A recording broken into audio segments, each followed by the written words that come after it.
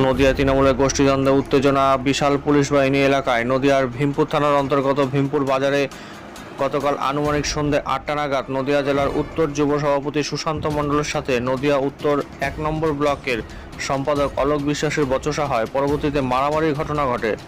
সুশান্ত মণ্ডলের অভিযোগ, অলোক বিশ্বাস ৩০ থেকে ৫০ জন বহিরাগত ছেলে নিয়ে এসে ভীমপুরে তার পার্টি অফিসে ঢুকে তাকে মারধর ও শারীরিকভাবে হেনস্থা করেন, এমনকি তার প্রাণনাশেরও চেষ্টা চালান। আশেপাশের লোকজনের সহযোগিতায় সুশান্ত মণ্ডল কোনোভাবে প্রাণে বেঁচে যান। এই ঘটনায় তিনি মারাত্মকভাবে আহত হন। পরবর্তীতে আসাননগর গ্রামীণ হাসপাতালে প্রাথমিক চিকিৎসা করান তিনি। অপরদিকে অলোক বিশ্বাসের অভিযোগ, আনুমানিক সন্ধ্যে ৮টা নাগাদ সুশান্ত মণ্ডলের নেতৃত্বে তারা বহিরাগত ছেলেপুলে নিয়ে এসে আসাননগর কলেজের সহসভাপতি দিব্যেন্দু বিশ্বাসকে মারধর করেন এবং তার ফোন, সোনার চেন ছিনতাই করে নেয়। তারই প্রতিবাদস্বরূপ অলোক বিশ্বাসের আসাননগর কলেজের ছেলেদের নিয়ে সুশান্ত মণ্ডলের অফিসে যান এবং দুজনের ভেতরে কথা কাটাকাটি হয় এবং পরবর্তীতে কথা কাটাকাটি মারামারিতে রূপ নেয়। তার পরবর্তীতে সুশান্ত মণ্ডল তার সমর্থকদের নিয়ে অলোক বিশ্বাসের বাজারের দোকান ও গোডাউনে ভাঙচুর চালায়। ভীমপুর থানার আধিকারিক বিশাল পুলিশ বাহিনী এবং লাঠিচার্জ করে পরিস্থিতি নিয়ন্ত্রণে আসে। রাত ৯টার সময়, আনুমানিক ৯টার সময় আমি অফিসে ছিলাম। সেই টাইমে অলোক বিশ্বাস, যে কিনা এই ব্লকের কি বলবো, মানে জমি মাফিয়া থেকে শুরু করে যে কোনো বিষয়ে কন্ট্রাক্টর, মানুষের জমি জোর করে, যেখানে ডিসপুট জমি আছে সেখানে জোর করে জমি আদায় করে নেয়। এবং 2018 সালের আগে ওরা দলটা করতো, তৃণমূল কংগ্রেস করতো, কিন্তু 2018 সাল পর্যন্ত দলকে ভাঙিয়ে যেভাবে ওরা কোটিপতি হয়েছে, আজকের দিনে সে তার একসময় টিনের ঘর ছিল, সে আজকে রাজপ্রাসাদে বাড়ি করছে, মিনিমাম 100 কোটি টাকা মালিক।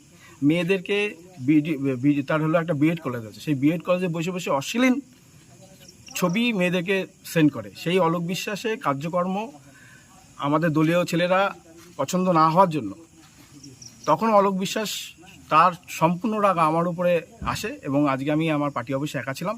তখন ওদের প্রায় 20-30টা ছেলে, অলোক বিশ্বাস সহ, পাত্র সহ, বাপি বলে একটা ছেলে, এই 3 জন আমার উপরে অ্যাসল্ট করে, আমাকে মারধর করে। ওদের টার্গেট আমি, যে আমার জন্য ওর রাজনৈতিক ক্রিয়া শেষ, ও তুলতে পারছে না, কোনো কাজ করতে পারছে না, দলে জায়গা পাচ্ছে না। দল আমাদের পরিষ্কারভাবে এই সমস্ত মানুষদের দূরে সরিয়ে দিয়েছে, সেই সমস্ত মানুষগুলোকে বিজেপি করছে।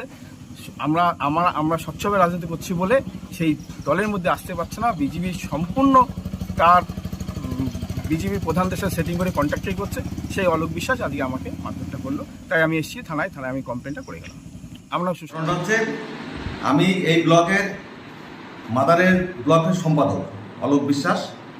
আমি আমার বাজারে আমার যাই ঘর আছে ওখানে আমরা বসি, একটা পার্টি অফিস, তৃণমূলের পার্টি অফিস, ওখানে বসে আমার দিব্যেন্দু বিশ্বাস বলে একটা ছেলে, আমাদের ছাত্রের ব্লকের সহ সম্পাদক, তাকে সে এসে বলে যে আমাকে প্রচণ্ড মেরেছে সুশান্ত মণ্ডল আর ওই আরও 2টো ছেলে সঙ্গে ছিল, ওরা মেরে আমার ফোন কেটে দিয়েছে। এসে ছেলেটা হাওয়া করে কাঁদছে আমার কাছে।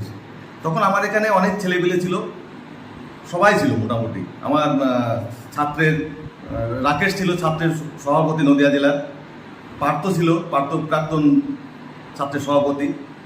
এরা শুনে এরাও বলছে, দাদা প্রতিদিন আমাদেরকে মারছে, তো চলো একটু শুনতে হবে। আমি শুনতে গিয়েছি, ওর ওখানে গিয়েছি। ও প্রথমে উদ্যত্ত আমার ফোন 2টো দিয়ে দেয়, আমি চলে যাই, কেন মারলে এটা বল। তখন উদ্যত্ত হয়ে আমাকে মারতে আসে, আমাকে প্রচণ্ড ধাক্কি দেয়। তারপরে আমিও একটা ওকে ধাক্কা দিয়েছি। দেওয়ার পরে পুলিশ এসে আমাদের ঠেকিয়ে দেয়, আমাদের চলে এসি। তারপরে এসে আমার এখানে এসে ওরা ভাঙচুর করে, করে।